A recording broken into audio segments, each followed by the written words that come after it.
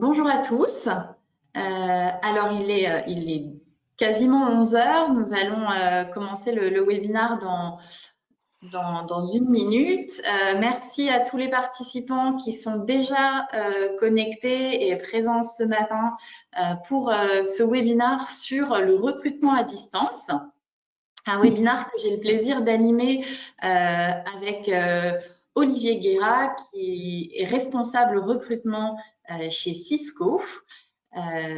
Et nous allons ensemble ce matin voir que le recrutement à distance, finalement, ça marche.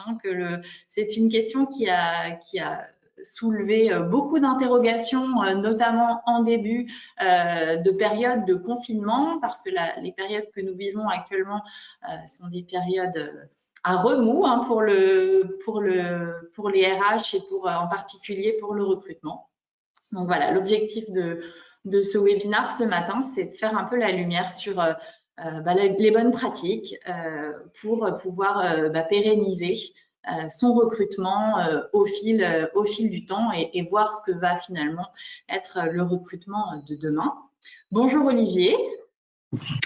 Bonjour, merci pour votre invitation et bonjour à tous. Ravi de pouvoir échanger avec vous sur le sujet. Alors, les participants nous rejoignent, vous êtes de plus en plus nombreux avec nous. Donc,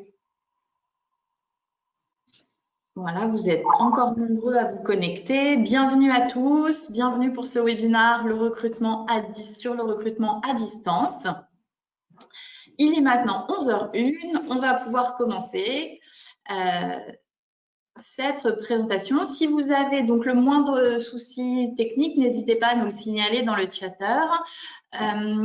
De manière générale, comment va se passer ce webinaire? Donc, nous avons une première partie d'échange avec Olivier où on va vous présenter un peu les différentes méthodologies du recrutement à distance, qu'est-ce qui fonctionne, les bonnes pratiques, les points de vigilance. Et puis, il y aura en deuxième partie une partie questions-réponses. Donc, n'hésitez pas au fil du webinaire, si vous avez des questions à poser, n'hésitez pas à les mettre dans le chatter. Nous les poserons à Olivier en fin de webinaire. On est ensemble pour entre 35 et 40 minutes. La présentation vous sera envoyée par la suite pour ceux qui se posent la question. Et je vous propose donc d'attaquer ce webinaire. Alors, vos intervenants de ce matin sont moi-même, Juliette Lang, je suis donc Content Manager chez EasyRecruit. EasyRecruit, nous sommes un éditeur de solutions pour vous faciliter la vie en tant qu'RH, en tant que recruteur sur toutes vos actions de recrutement, que ce soit du recrutement externe ou du recrutement interne. Et donc, on accueille aujourd'hui Olivier Guérat, qui est responsable du recrutement chez Cisco. Cisco qui est un des leaders mondiaux de la distribution alimentaire et non alimentaire. Olivier vous présentera un peu plus en détail l'entreprise tout à l'heure. Et ce webinaire va se dérouler en 3 phases. Donc, on va ensemble faire un petit point sur pourquoi est-ce qu'on digitalise aujourd'hui pour demain. Quels vont être les grands enjeux, quel est le futur du recrutement. Ensuite, on va voir ce que ça a changé finalement, cette période de confinement et aujourd'hui de déconfinement avec encore des restrictions sur les entretiens. Comment est-ce qu'on passe du présentiel au virtuel? Qu'est-ce que ça change et pourquoi est-ce que ça marche et comment ça marche chez Cisco?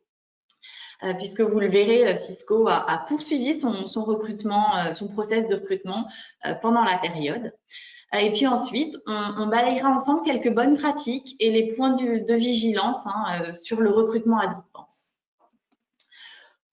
Donc, ensemble, ce qu'on s'est dit chez EasyRecruit au tout départ, la genèse, c'était vraiment de faciliter le quotidien du recruteur.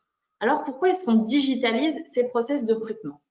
C'est avant tout pour gagner du temps parce que en tant que RH, vous avez tout un tas de tâches qui sont extrêmement chronophages, qui vous prennent du temps au quotidien. Il y a donc peut-être certains d'entre vous qui connaissent la fameuse étude LinkedIn qui sort tous les ans et qui en 2018 avait vraiment pointé du doigt le fait qu'une partie des tâches aujourd'hui du recruteur était tout à fait automatisable pour pouvoir finalement passer plus de temps sur l'humain. Donc, quand on dit voilà le digital, c'est pour se recentrer sur l'humain, parfois on ne comprend pas vraiment que ce qu'on se dit, bah voilà, le digital, ça va pas forcément dans la même lignée, mais en fait, c'est en automatisant ces tâches chronophages, vous avez plus de temps à passer en entretien, à échanger avec vos candidats. Et en cela, digitaliser l'expérience, c'est aussi améliorer l'expérience des candidats et des collaborateurs.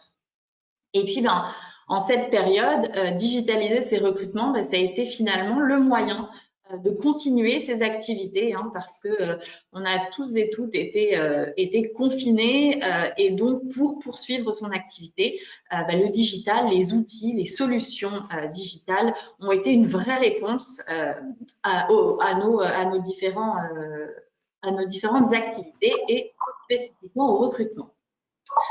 Une étude de Baudet Software avait également démontré que pour 59% des entreprises, l'automatisation de la ressaisie des candidatures, le suivi des réponses, c'était une vraie motivation pour digitaliser le recrutement.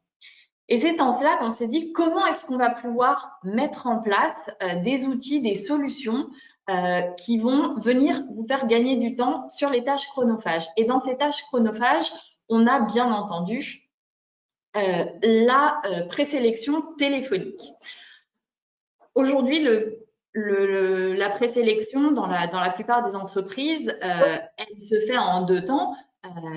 Vous avez le premier tri de CV, et puis vous avez ensuite cette phase où vous devez contacter les candidats pour faire cette présélection.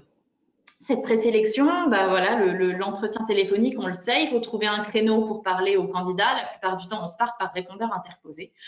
Et au final, l'entretien vidéo différé, il a été vraiment mis en place pour gagner du temps sur cette présélection, mais aussi pour permettre aux candidats d'aller plus loin que le CV. Parce que, vous me le disiez, Olivier, dans nos premiers échanges, un CV, ça peut être très inégal. Il y a des gens qui savent peut-être moins bien faire un CV que d'autres, et alors que derrière, le candidat a tout un tas d'expériences et de compétences que l'entreprise recherche.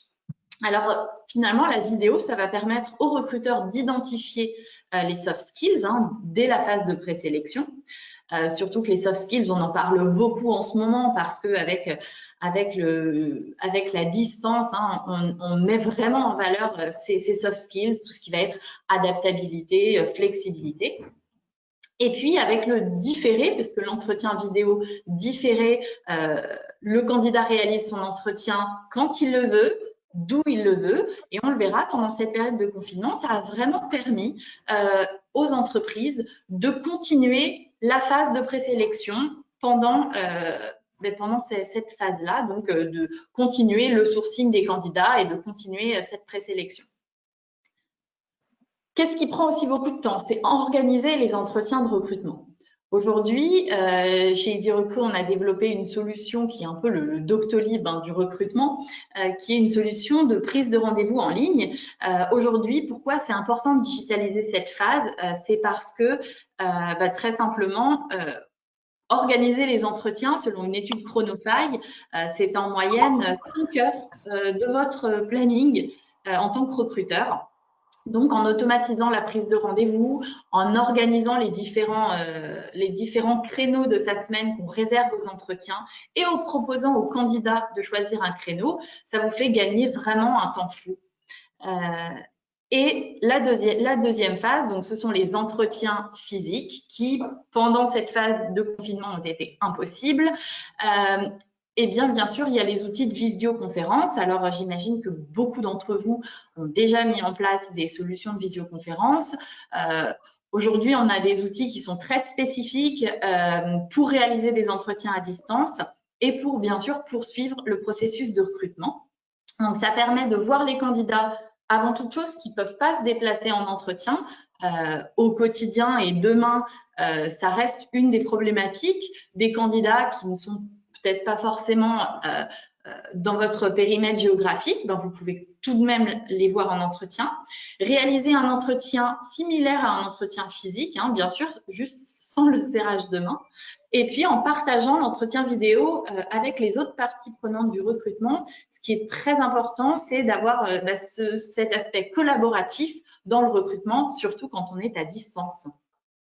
Alors, tous ces outils-là, ils ont été adoptés par Cisco et Olivier, vous allez pouvoir nous en parler. Pendant cette période de confinement, vous avez vraiment continué votre process de recrutement dans un mode virtuel vous allez pouvoir nous expliquer un peu comment ça fonctionne, le recrutement chez Cisco, et puis pourquoi vous avez décidé d'intégrer ces outils. Très bien, merci. Alors, juste pour présenter Cisco rapidement, puisque pour faire le distinguo avec l'entreprise Cisco qui est dans l'informatique, nous non, c'est Cisco France, on est dans le domaine de la distribution de produits alimentaires. Pour les professionnels de la restauration, Cisco étant une entreprise qui est issue de la fusion des entreprises entre Break France et Davigel. Donc nous, on s'adresse aux professionnels de la restauration et uniquement aux professionnels de la restauration, et un public qui a été évidemment fortement impacté pendant la période de confinement. Alors Cisco, c'est 65 000 collaborateurs dans le monde, 4 000 collaborateurs en France. Et dans le cadre de l'organisation de la DRH France, nous avons créé au niveau du recrutement un centre de services partagés, qu'on appelle un CSP, pour pouvoir prendre en charge l'ensemble des besoins du groupe, alors que ce sont sur les postes en CDI et en CDD, l'intérim restant géré par les opérationnels directement sur leur plateforme. Donc, c'est près de 1000 recrutements par an qui nous sont remontés, 1000 besoins de recrutement par an qui nous sont remontés, à la fois sur les métiers du commerce, la logistique et les fonctions support, grâce à un outil SIRH qui nous permet de pouvoir récolter les besoins. Il y a un workflow de validation qui fait que lorsque la demande arrive chez nous, on peut lancer toute l'activité de sourcing avec une équipe de 7 personnes aujourd'hui, et on est donc au service des opérationnels au sein de différentes divisions qui sont des régions chez nous, et on prend en charge donc tous les besoins de recrutement sont centralisés, ce qui a été aussi une petite révolution pour certains nombres de managers qui géraient leur recrutement en direct précédemment. Voilà. Les outils qu'on utilise, alors le process de recrutement, oui, c'est principalement sur les métiers de la distribution pour près de 45% de nos recrutements. Donc les métiers sur lesquels on recrute, les métiers de chauffeur-livreur, les métiers de préparateur de commandes, de réceptionnaire, des métiers qui étaient très pénuriques avant la période de confinement. On se battait tous sur les mêmes profils. Les métiers du commerce avec des fonctions terrain, des chefs de secteur classiques, commerciaux terrain, des télécommerciaux, une force de vente assez importante au niveau du commerce. Et 30% de nos recrutements sur les fonctions support. Donc les chargés de recrutement interviennent sur ces 3 filières de métiers.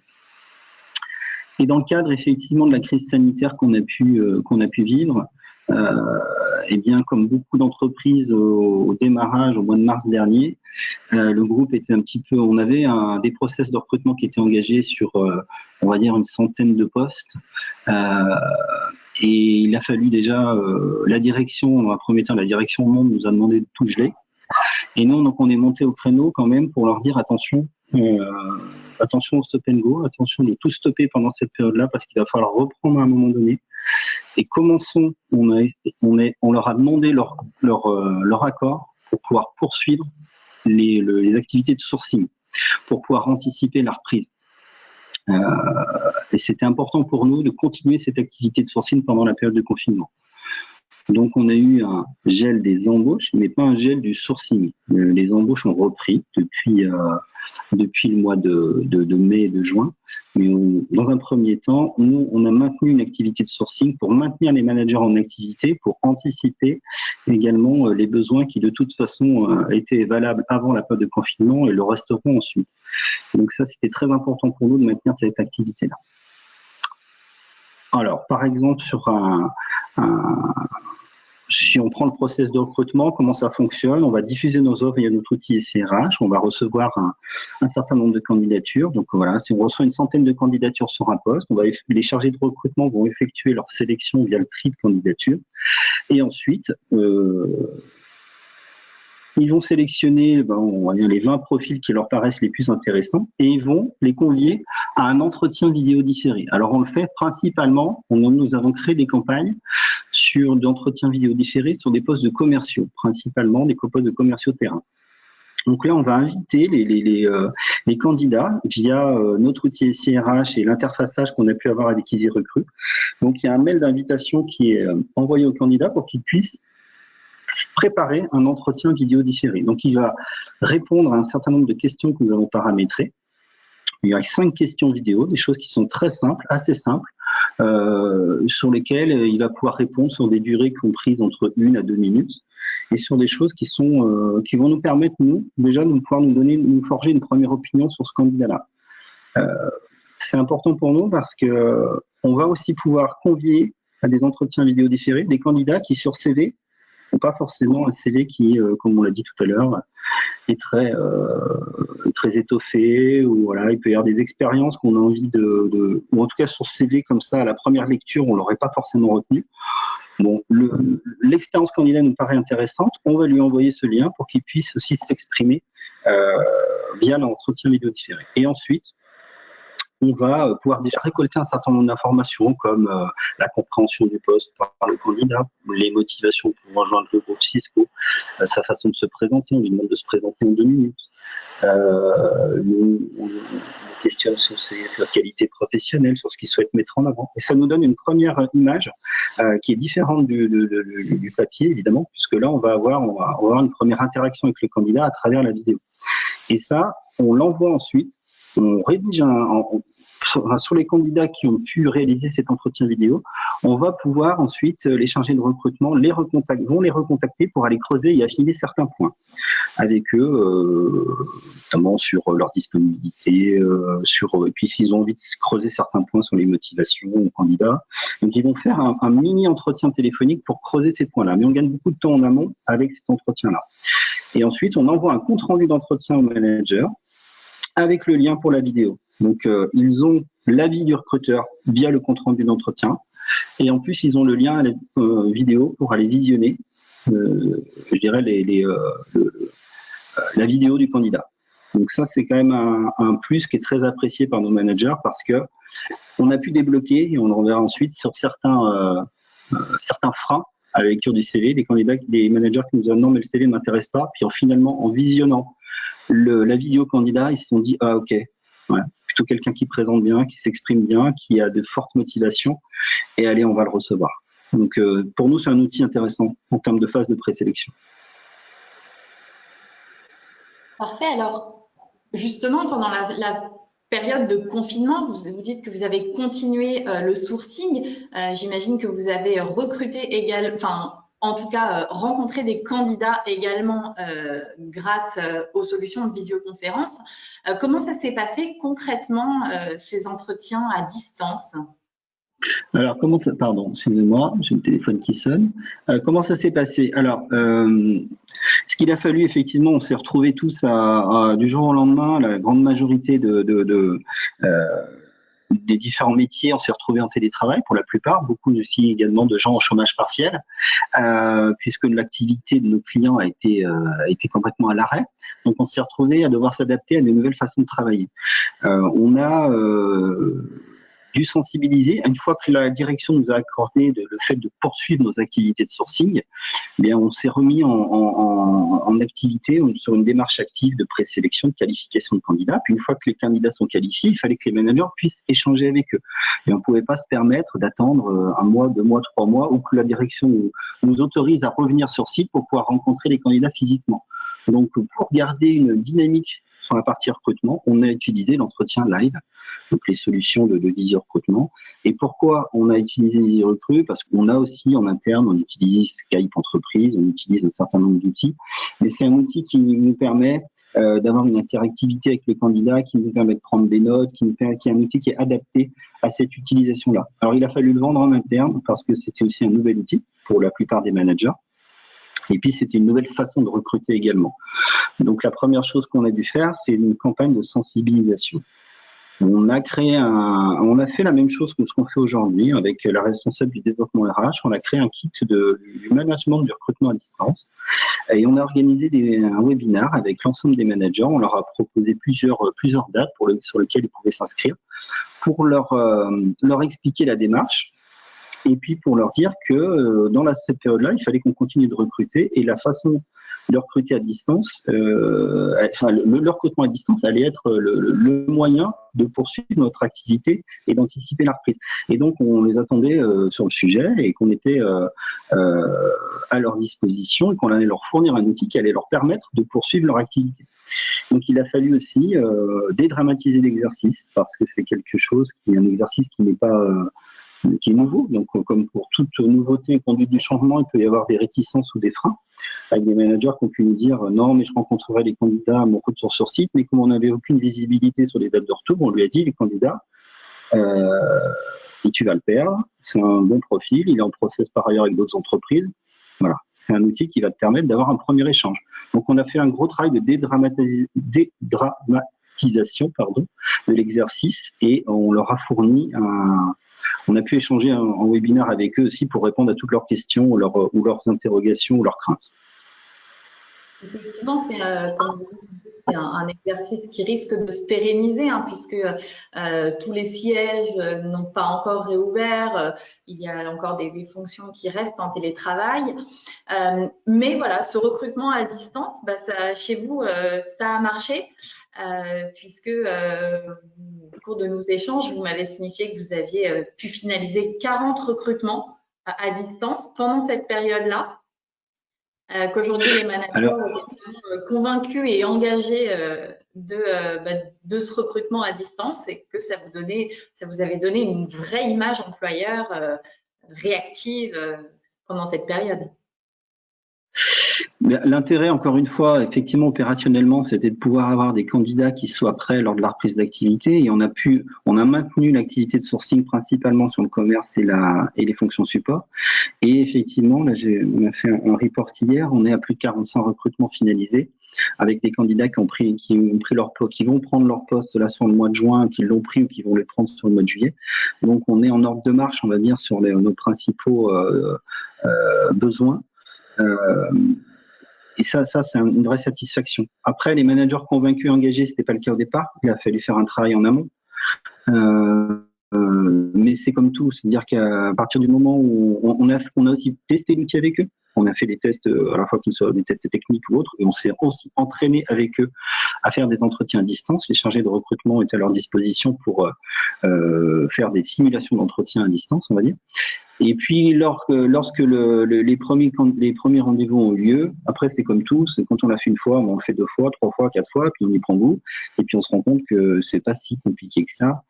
Et au final, aujourd'hui, on a des managers qui, c'est pareil, ça rentre tout doucement dans les modes de fonctionnement. On a des managers qui disent aux chargés de recrutement, organise-moi un easy recrue avec tel candidat. Oui, ça, c'est le langage qui a changé. C'est plus organise-moi un entretien. Alors avant, organiser un entretien à distance pour eux, c'était très flou. Et là, maintenant, ça rentre dans le langage commun. Et, voilà. Et en termes d'image employeur, ça nous a permis de conserver dans cette période-là très compliquée pour tout le monde, de garder une image employeur, on va dire, entre guillemets, dynamique, et montrer aussi apporter une image positive aussi aux candidats et également en interne, parce que ça a aussi pu rassurer des collaborateurs en interne de voir que le groupe continue à recruter. Donc ça, c'est important. Et justement, ce recrutement à distance, pour convaincre les managers, pour convaincre les personnes qui vont passer ces entretiens, il faut leur délivrer les bonnes pratiques et les points de vigilance. Et c'est vrai qu'au départ, le recrutement à distance, les RH soulignent quelques freins, notamment, je ne vais pas pouvoir présenter le poste de manière vraiment exhaustive. Comment est-ce que je vais évaluer la compatibilité du candidat avec la culture d'entreprise, le fit, hein, est-ce que la vidéo va me permettre de déceler cette potentielle entente avec le manager, avec une équipe. Et puis, moi, en tant que RH, j'ai besoin d'incarner les valeurs de l'entreprise. C'est plus compliqué. J'ai l'impression que c'est plus compliqué par visio. Et puis, il faut aussi, bien entendu, comprendre les attentes et les besoins du candidat. Et c'est vrai que ce recrutement à distance, finalement, il y a quelques écueils qu'il faut éviter, notamment, comme vous disiez, Olivier, si on ne rencontre pas ce candidat, on va le perdre. Et c'est le fameux ghosting, hein, les candidats qui sortent complètement du process de recrutement, les différents biais cognitifs qui peuvent avoir lieu au cours d'un entretien classique, hein. Les communications entre les équipes RH et opérationnelles, on est à distance. En général, on a l'habitude de faire des feedbacks de visu suite à un entretien en disant voilà comment s'est comporté le candidat, voilà ce qui m'a plu. On a l'habitude de le faire en face à face et aujourd'hui, ça devient beaucoup plus compliqué. Les habitudes qui peuvent être complètement bouleversées. On a l'habitude de rencontrer les candidats, on a ces habitudes d'entretien et de recrutement et là, elles changent avec, ne serait-ce qu'avec la visio. La compatibilité du candidat, hein, comment est-ce que je vais pouvoir évaluer son fit, et puis bien sûr hein, les problèmes techniques, hein, on est sur des solutions technologiques et on n'est pas à l'abri de problèmes techniques. Comment est-ce qu'on peut s'en prémunir? Donc pour vous, Olivier, c'était important de pouvoir repréciser auprès des managers pourquoi est-ce que c'était bien de conserver ces entretiens à distance. Alors, déjà, les managers, il faut les rassurer sur la partie, sur la facilité, on va dire, sur la partie technique. Donc, il faut que l'outil fonctionne. C'est la première chose. Donc, il faut qu'on teste. On a beaucoup testé. On leur a donné des conseils aussi en termes d'utilisation, c'est-à-dire qu'on leur a aussi, voilà, on leur a donné des conseils. Bon, il faut qu'il y ait un bon réseau, ça c'est sûr. Il faut que, on leur a dit, déconnectez-vous du VPN de l'entreprise. Voilà, on leur a donné quelques petits conseils, utilisez tel navigateur et autres, et on l'a testé l'outil avec eux. Donc, une fois que la barrière de la partie technique est cassée, bon ensuite on passe sur on leur a dit l'entretien de toute façon à un moment donné il faut être pragmatique. La situation nous imposait d'être à distance. Il fallait qu'on poursuive notre process, il fallait s'adapter et trouver des nouveaux outils. Donc et c'est un moyen de recrutement qu'on trouve pratique parce que ça facilite, j'ai envie de dire, aujourd'hui les prises de rendez-vous. Hein, l'entretien physique, on est bien évidemment qu'on va le conserver et que c'est important de rencontrer les candidats quand on peut le faire en face à face. C'est toujours mieux d'avoir la relation face à face, mais c'est un moyen de recrutement pratique et moderne dans le sens où il y a une certaine agilité puisqu'on va pouvoir caler des entretiens avec les candidats peut-être plus facilement, on évite les temps de déplacement. Il y a beaucoup de candidats aujourd'hui qui utilisent leur smartphone, qui utilisent les solutions, le digital aussi. Hein. Nous, dans les candidats qu'on recrute, on a beaucoup de candidats qui sont plutôt jeunes aussi, sur les métiers de commerciaux, de chauffeurs, de préparateurs, et qui ne sont pas du tout fermés à l'utilisation de ce type d'outils. Donc, il faut aussi qu'on s'adapte un peu à leur façon de faire. C'est une façon de préparer la reprise, j'en ai déjà parlé. Et puis, on évite les déplacements et le gain de temps. Et puis, quand on a des candidats qui sont en process dans d'autres entreprises, voilà, il faut pouvoir s'adapter aussi et leur proposer des solutions. Puis, on leur montre aussi qu'on est réactif, agile et qu'on s'adapte un petit peu aux évolutions du marché. Voilà. Et puis, ça nous a permis de rencontrer des profils atypiques qu'on n'aurait peut-être pas rencontrés ou sélectionnés uniquement sur ces. Donc la relation, même si elle n'est pas physique, elle existe. Ouais. Et justement, vous avez parlé vous avez fait beaucoup de tests techniques, mais de manière générale, ces recrutements à distance, ils nécessitent des préparations qui peuvent être similaires à des entretiens classiques. Quelles sont justement les bonnes pratiques que vous avez mises en place chez Cisco? Quelles sont les pratiques que vous leur avez délivrées? La première chose qu'on leur a dit, dans recruter à distance, il y a recruter. Donc, on reste sur un entretien de recrutement classique. C'est un outil différent, c'est un mode de communication un peu différent, mais les clés sont les mêmes que sur un entretien entre guillemets physique. C'est-à-dire qu'il faut se préparer en amont. Il faut savoir, faut avoir pris connaissance du CV du candidat. Il faut se préparer aussi entre guillemets physiquement, c'est-à-dire c'est pas parce qu'on fait un recrutement à distance que il faut faire attention à la façon dont on est à sa tenue. Il faut faire attention à l'endroit dans lequel on va mener l'entretien, bien se préparer, j'ai envie de dire, pour pas être perturbé par l'environnement, comme en entreprise d'ailleurs. Hein. Donc on reste un peu sur les mêmes règles. Hein. On brise la glace en début d'entretien, on met le candidat à l'aise.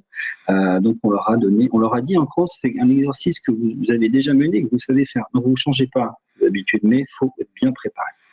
Et on ne change pas ses habitudes, c'est-à-dire que là, on représente l'entreprise comme en face à face, donc on doit faire attention à sa posture, on doit être le premier à se connecter aussi pour s'assurer que tout fonctionne techniquement et pas arriver avec un quart d'heure de retard que le candidat est déjà connecté. Et puis ensuite, on leur a donné, on a construit, on est en train de rédiger un guide d'embauche et un guide d'entretien pour les aider à préparer leur questionnement et à l'affiner. Donc voilà, après ce qu'on leur a dit, c'est d'être attentif aux réactions des candidats, encore peut-être plus qu'en entretien de face à face. Il peut y avoir aussi des moments où la conversation est un peu hachée, alors ça peut un peu déstabiliser, donc il ne faut pas hésiter à faire repréciser au candidat ce qu'il a pu dire. Il faut gérer les silences un peu différents, parce qu'il faut le temps que le candidat il y a moins d'interactivité qu'en face à face, que parfois avec les codes de réseau, le candidat va écouter votre question, il va y répondre, mais en prenant un peu plus de temps. Donc voilà, ça c'est important de leur expliquer qu'on reste sur un entretien de recrutement classique, il ne faut pas changer ses habitudes, notamment en termes de préparation. Et justement, donc sur cette partie de confinement, en cette phase de confinement, vous avez donc mis en place tous ces principes, tous ces outils. Et aujourd'hui, après le Covid, est-ce que vous allez poursuivre l'utilisation? Comment est-ce que vous allez poursuivre l'utilisation de ces outils? Et notamment plutôt sur la partie live, hein, parce que sur la partie présélection, c'est quelque chose que vous faisiez déjà depuis plusieurs années, mais sur la partie visioconférence et recrutement en présentiel, mais maintenant en virtuel, comment est-ce que ça va se passer demain chez Cisco? C'est un outil qu'on va conserver dans notre process de recrutement, c'est-à-dire on souhaite qu'il puisse être continué d'utiliser. C'était pas un outil qui était lié uniquement à la période de confinement. On va reprendre les entretiens physiques sur site, c'est évident, mais l'objectif c'est d'être réactif, d'être agile et d'aller vite. Voilà. Donc on sait que les candidats sont sollicités. On sait que parfois faire venir un candidat sur site, ça va lui prendre une journée de déplacement. Et bien sur les candidats qui pourraient être un peu plus éloignés, on va continuer à demander aux managers de pouvoir utiliser ces outils-là. Et la plupart sont aujourd'hui convaincus qu'ils vont continuer à poursuivre son utilisation parce que ça permet de gagner du temps. On va bientôt arriver à la fin de cette présentation. N'hésitez pas à poser vos différentes questions dans la partie chat.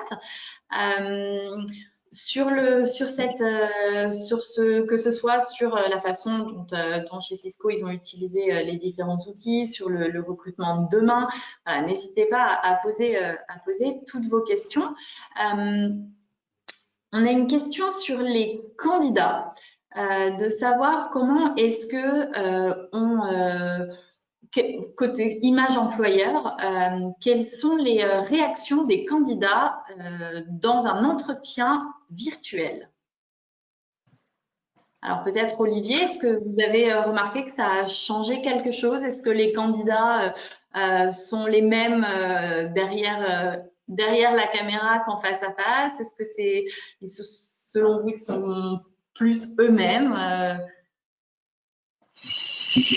Non, j'aurais du mal à dire ils sont plus ou ils sont moins. Ils doivent aussi s'adapter à gérer un exercice un peu peut-être nouveau pour eux ou différent. Après, c'est la façon dont le manager ou plutôt le recruteur met à l'aise le candidat pour qu'il puisse libérer la parole. Hein. Et après, c'est toujours le même exercice. Donc, si on arrive à poser des questions ouvertes, à laisser la parole au candidat, à créer une atmosphère qui soit participative, j'ai pas eu le sentiment que les candidats étaient plus dans la retenue ou plus dans la réserve.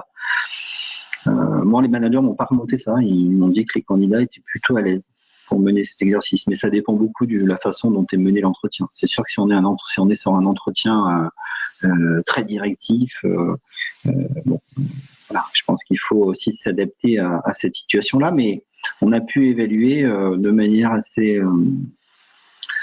les réactions des candidats comme en entretien de face à face avec des candidats qui étaient plutôt à l'aise, j'ai trouvé, pendant cette période.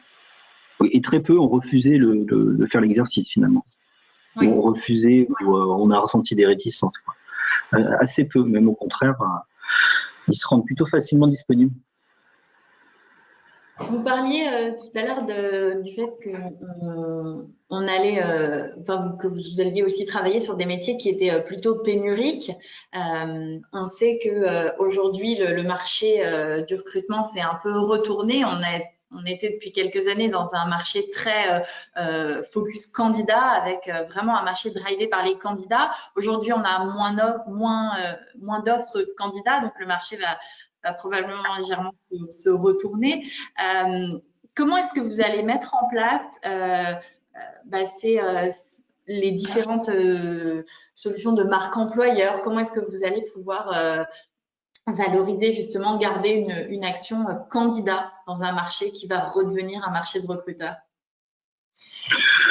On va faire un travail, notamment on est en train, comme on est une entreprise entre guillemets jeune sur le marché français, on fait tout un travail autour de la marque employeur. Donc, et sur la notion notamment d'aller chercher les talents, l'ouverture et la diversité des profils. Donc on va beaucoup travailler là-dessus, que ce soit à travers les communications, job board, réseaux sociaux ou au travers des salons.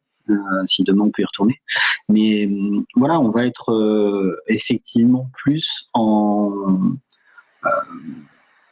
j'ai envie de dire, à la recherche de talents, alors que sur lequel on aura peut-être plus le temps ou peut-être plus le choix sur la partie candidat. Jusqu'à présent, on était sur un marché très pénurique. Parfois, il fallait aller très vite. On avait très peu de candidats. Et je dis pas qu'on a recruté par défaut, mais parfois, c'était un peu le cas. Là, on aura aussi plus le temps, peut-être mieux le temps d'évaluer les candidats qui correspondent à notre à la cible et aux valeurs de l'entreprise. Donc, voilà, on va faire tout un travail aussi de communication autour de la marque employeur et des valeurs du groupe. Peut-être d'une manière un peu plus forte pour donner aussi envie aux talents. Sur un marché qui, on le voit, certains candidats aujourd'hui sont un des leviers de motivation. Enfin, ils recherchent beaucoup la sécurité, ce qui est un peu logique.